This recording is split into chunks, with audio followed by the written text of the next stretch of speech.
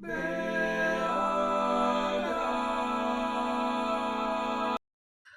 guys, welcome back to BH Chat. This is an interview series that me, Bill Hagen, the founder and CEO of BH Concert Productions. This is the second season that I'm featuring some composers, some choral composers that submitted that works to me for our first call for scores for the BH Viva Vox, our new group here in New York City. And today I have the pleasure to talk with Joshua Hummel. Tell me how to pronounce your last name. So I say it Hummel. Hummel, yes, very good, very Got good. it. So Joshua Hummel, he's a great composer. He's one of the winning. He wrote the one of the winning pieces, and I'm pretty happy to have this opportunity to talk to you. How are you doing today, sir? I'm doing great. Thank you. Of course, of course. So, my first question, people that are watching this video, they already know that we are talking about choral music, Mhm. focusing on choral composers such as yourself. I am a choral composer as well, but I try to expand and try to do many different things at the same time.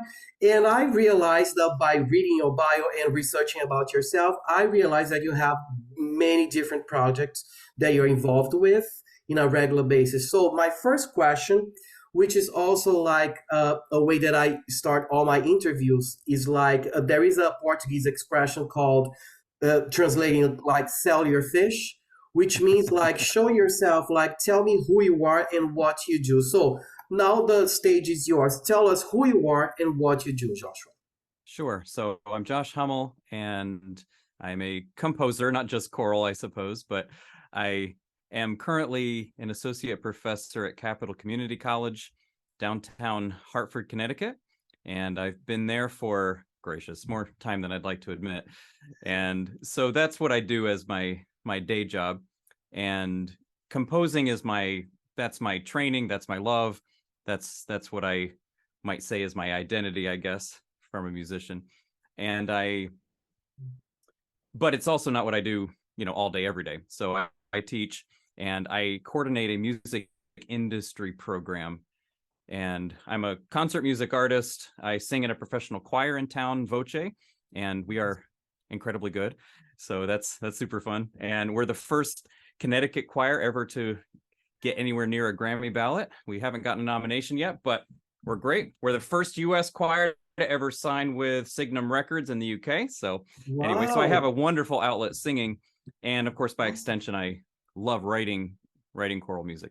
So I'm a music professor and composer and avid mountain biker.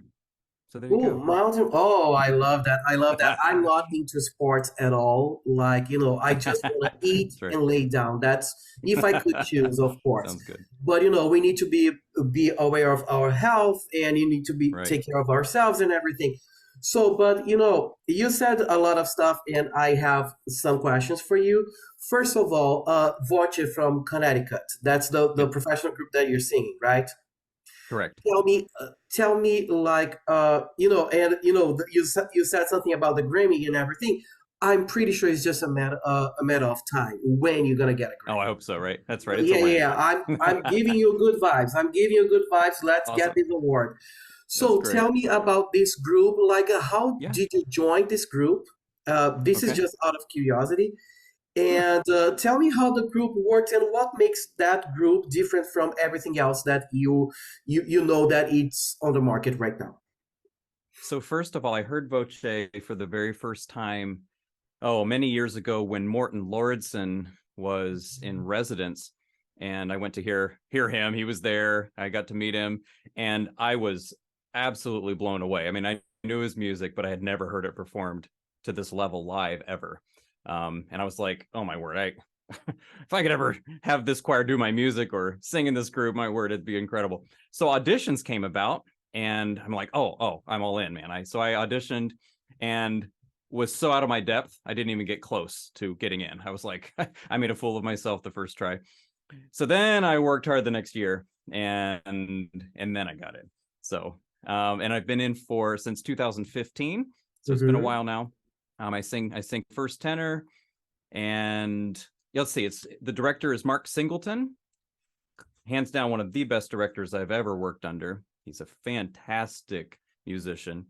Awesome. And we just released, right before COVID, we released an album of Paul Mealer's music from the UK, and we just got through recording some Christmas music of Patrick Dawes, also from the UK, and it's a fantastic group. We do mostly contemporary music if we can, and Voce's done, I think, 5 of my pieces over the years. And Oh, what drew me to their sound, you asked what's distinctive about yes. this group. I mean, there's lots of great choral groups, and I would say our approach to sound is really different. So think like Tenebrae, or any great choir. They sing kind of in primary colors, right? I mean, it's beautiful, beautiful tones and all of this. And I would say ours is less primary colors and pastels.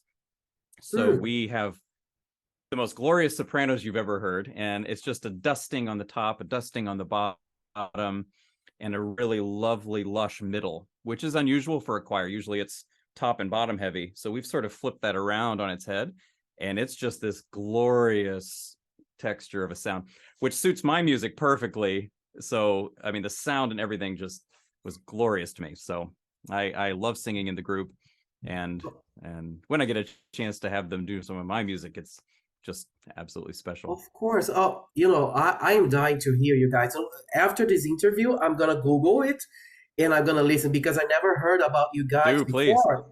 But I will, I will. And Yeah. I'm based Yeah. in New York City. I was wondering like when you need tenors as well, because I'm a tenor as well. I may apply. I may apply, and we All never right, man. know. Sorry, I'm Oh, pretty you're sick this close week. enough. You want to. Yeah, yeah, I live in Harlem here in New York City, so it's just like a train Okay. ride, and We're not it's that far doable. away then. That's amazing. But let me Very ask good. you another question. Since we Sure. touched upon the topic of a choir performing your music, I would Yeah. like you to walk me through the very first time a choir performed your music. What did you Okay. feel? Did you like what they presented to you? Just tell us a story. I don't know if this is the first time, but maybe Mhm. the first memorable time. I was right in the middle of grad school, and I had entered a competition, which I do as a part-time job almost. So, and I lose most of them, but I win a few.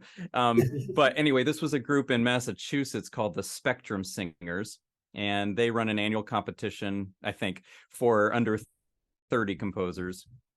So I applied and had just written this piece, kind of a big textural thing.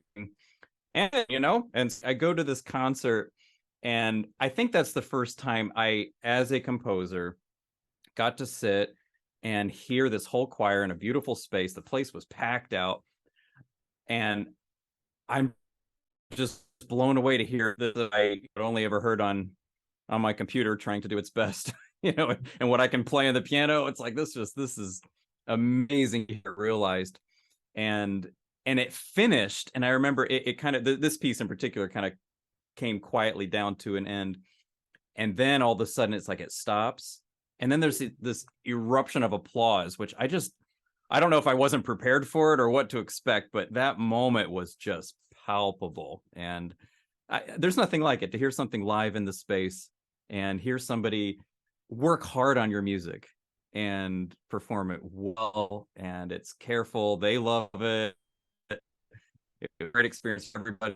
I think that was at least the most memorable time for me, for sure.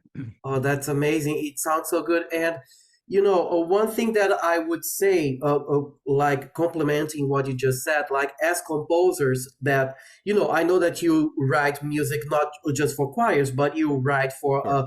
a variety of different instruments and everything.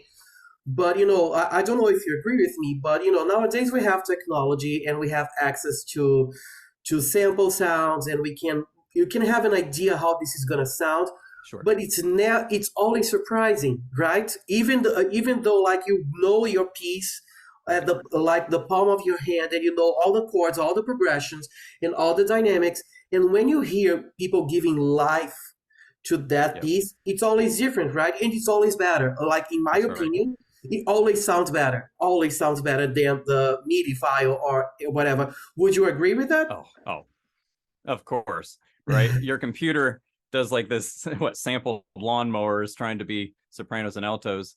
and then and then you hear it in real life with actual words. It's yeah, there's nothing like it. And I'll say too, I Mhm. mean I'm a pianist, and the piano is technically out of tune slightly.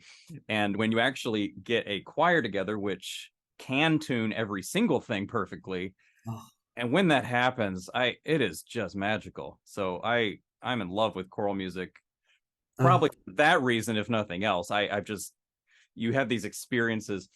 I remember one time singing in St. John the Divine in New York, which I love that I think church. I think Love I think our choir is still currently reverberating in that space, even though it was years ago. I mean, it just won't quit. it. So it's but right, like you have one of just those chords or those moments where it just explodes, and like the sound just it's like it cuts right through the ether and just goes forever and ever. And I think only voices can do that, and there's nothing quite like the human voice. We are our own instrument.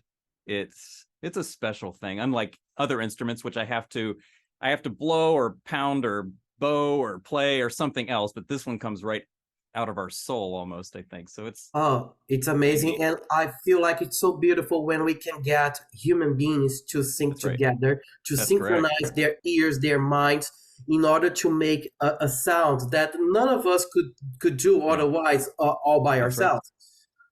I feel like it's magical. It's really an experience, a social experience for me as well, to sing in a choir. Now that we are Yeah. talking about voices, I got a curiosity. So when you obviously you are a singer because you sing in a professional choir. So tell me what was the feeling that you felt when you first sang in harmonies with other people. It doesn't Oh, have to be sure. a choir or anything. Okay. Like when you experience, like, oh, my voice is singing, I don't know, a C, and there is another person singing an E, and there's another person singing a G, and we Yeah. make like a little C major chord. Something. Tell me, walk us through the very first time that you felt like, oh, this is something that I love it. That is really pleasing to my ears. Tell me about your experience. Sure. I think I grew up singing in church, and so making harmonies with other people has been something I don't remember not doing. Oh, that's But good. I would say, for as an educator, I love that I can point back to my time in high school in particular as some of those moments where as a group you're formally doing this music. And I think that's when I first just like kind of opened up to the possibilities of singing harmonies with other people. And I never quite lost that. I mean, it was, it's really different singing next to your parents in church, right? And then you're in this choir. And I think my choir director in high school, I'll put to as the person that really helped me maybe experience Awesome. that for the first time. And let I me, don't know if I can remember the very first time, but that's yeah. certainly some of the first. Oh, that's amazing. And that your story, it's a little related to mine as well because I found out about choral music in a church setting. So my next question is about Yeah. churches. Like, I'm not promoting Yeah. any religion or anything. Like, it's not about the religion, the belief aspect of the church, but about the musical aspect. Do you feel Sure. like the church helped you to become a better musician, like just to be exposed to choral music in a regular basis? I don't know, for Sure. instance, you since you were a child, you would go there, and every Sunday, if you pay attention, like things, you can recognize patterns, not only musically Sure. but for the liturgy and all the things that happen in a Sunday service. Sure. Do you feel like the church helped you to become a better musician? And could you elaborate Yeah. a little bit on that? Oh, of course it did. And for me, and my faith is very important to me. So that has a deep set reason even past this answer. But um, I mean, I grew up in North Carolina, so I'm a Southern boy, and Nice. so Southern, not Southern Baptist in that denomination, but like Southern Mountain Baptist, which is a whole nother ball game. Our hymnal literally had shape notes in it still.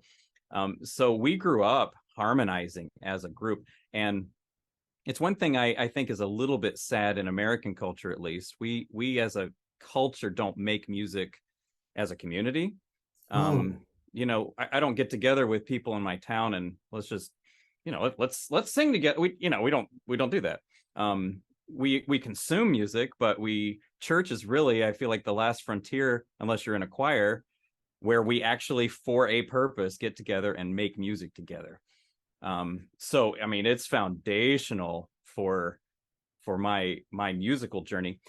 I wouldn't say artistically church was always that. I mean, it's you know, a bunch of good Southern mountain people all singing their hearts out. I mean, so it is what it is. But I think over time, for sure. I mean, doesn't it build that foundation? It, you know, from music theory, it certainly builds just being able to harmonize, being able to read music on the page. I grew up in a culture of piano driven church services.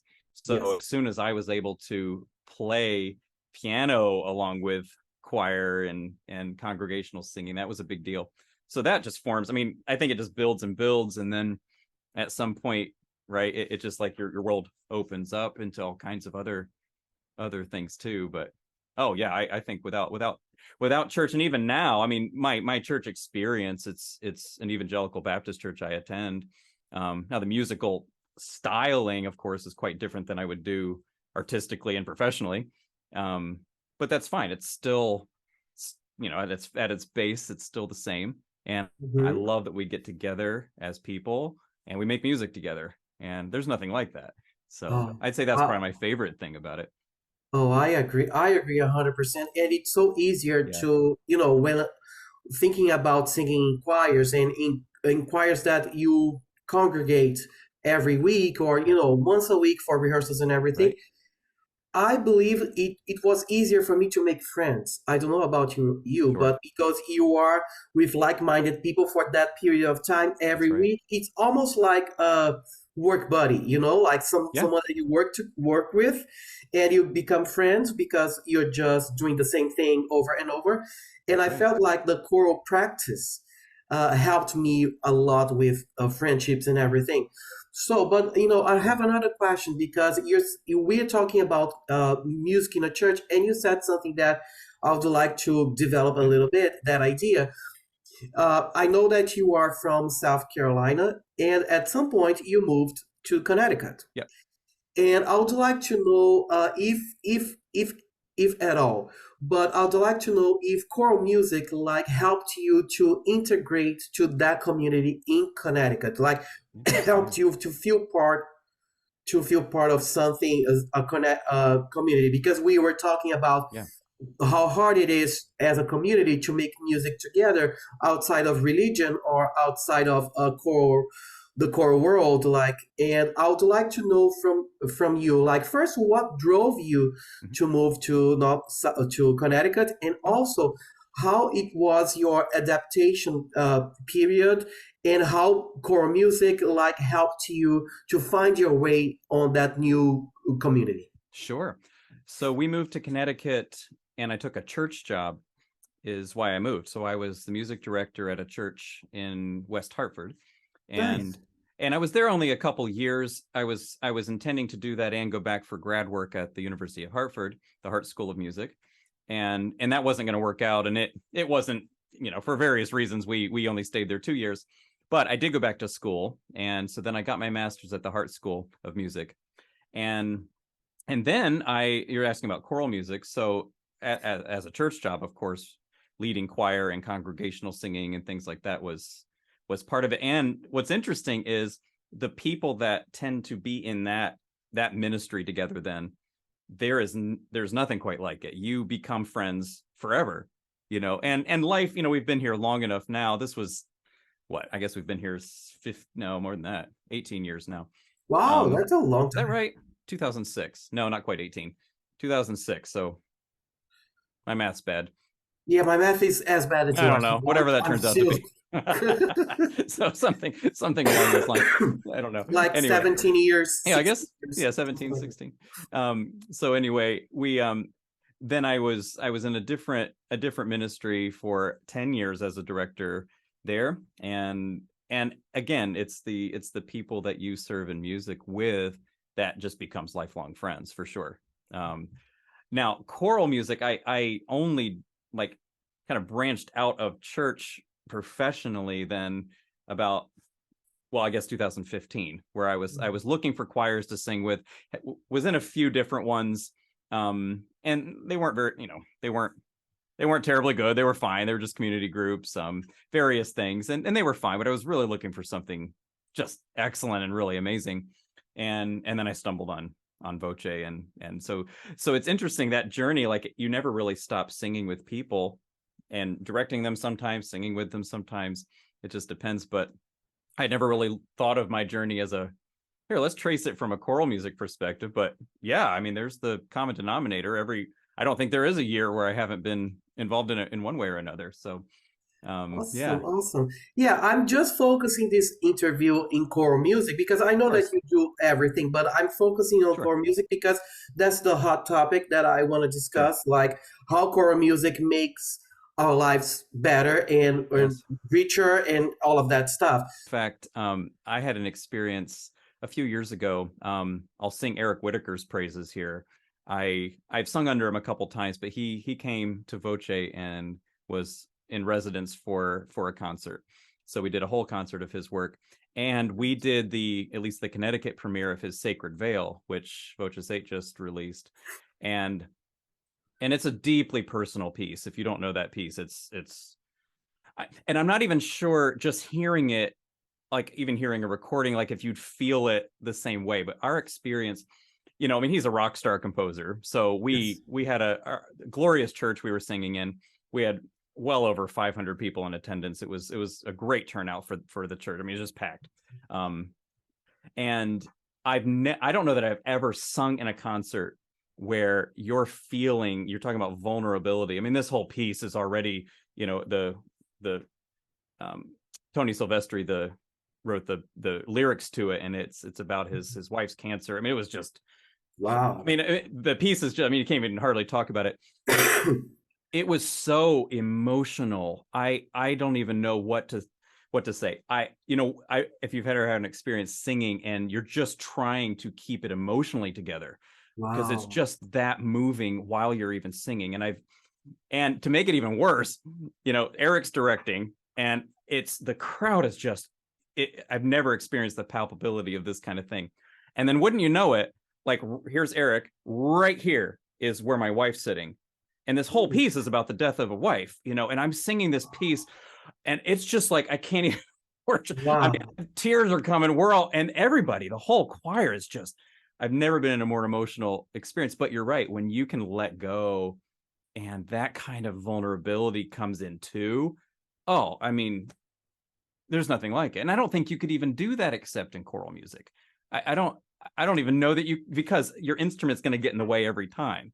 So this is just you, and that's it. And it was, so those experiences are magical for sure. Oh, that's amazing. And Yeah. it's so good to hear like really truly emotional and truly life-changing experiences. Yeah. So I'm not Yeah. saying that your life changed and all of that, but Oh, but it's something it's that you remember right. with affection. It's something that you remember that made a mark on Yes. your brain, and you're gonna take this for life. Like Yeah. you're never gonna forget that. And in the name of those unforgettable experiences, that's why I do core music, and I'm Yeah. pretty sure that you share this passion with me.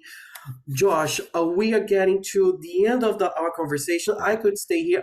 Always say this because I have such pleasure talking to like-minded people such as Yeah. yourself. And I could stay here for hours, but in order to respect the viewers and no one has time to do anything anymore. That's right. That's the reality that we live in. Nobody has time, especially you that you have a family, you have other stuff going on. My very last question which would be the goodbye question. Tell us, what are your projects right now, and Okay. what are some future projects that you're involved with that you feel like sharing with the bigger public. Sure. I'm a concert music artist by training, but Mhm. I coordinate a music industry program. So over the last year, I have taken a deep dive into music production. So Wow. I am in the throes of that, and additionally working hard to get into film scoring, game scoring, TV. So I'm I'm all into to this work in addition to concert music. So I just finished scoring a video game. I have Ooh. tons of lines in the water for a lot of other things, which you never know how things would pan out. I have a big choral piece that's tentatively planned for next spring down in Florida, which would be amazing. I think it's still the best thing I've ever written. So I can't wait to hear the premiere of that. So I have a ton of projects on the in the burners and in the water, whatever analogy you want to give. So I love it. I love it. yeah, So, Joshua, thank you so much thanks, for Bill. this time. I think like our viewers will take a lot of good information about about your experience and also how everything works together when you go like to church and then you move to across to a different state and life happens and you get a It's family and true. It's you true. get your goals and ambitions and you're trying to be a composer or you're already a composer but what I'm saying is that you're trying to expand your art to more people to consume your art because that's we don't do this for ego.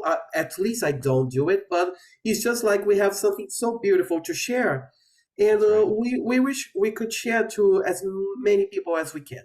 So, Joshua, thank you so much for making this interview. And guys, for you guys that are watching this, thank you so much for watching to the end. Please be ready for the next episode. And, if you have any other questions, you can go to bhconcertproductions.com. Everything is there, all the videos. And Joshua, thank you so much. Any final comments before we wrap this up? Oh, thank you, Bill. And to all you that are listening, music is such a deep expression. And so let it be real and let it be deep set and make it beautiful and make it reach people. Oh, make it beautiful, make it reach people. With those words, I wrap this up. Thank you so much, Josh. Enjoy the rest of your evening. Thank you so much, guys, for watching, and I'll see you next time. Bye bye.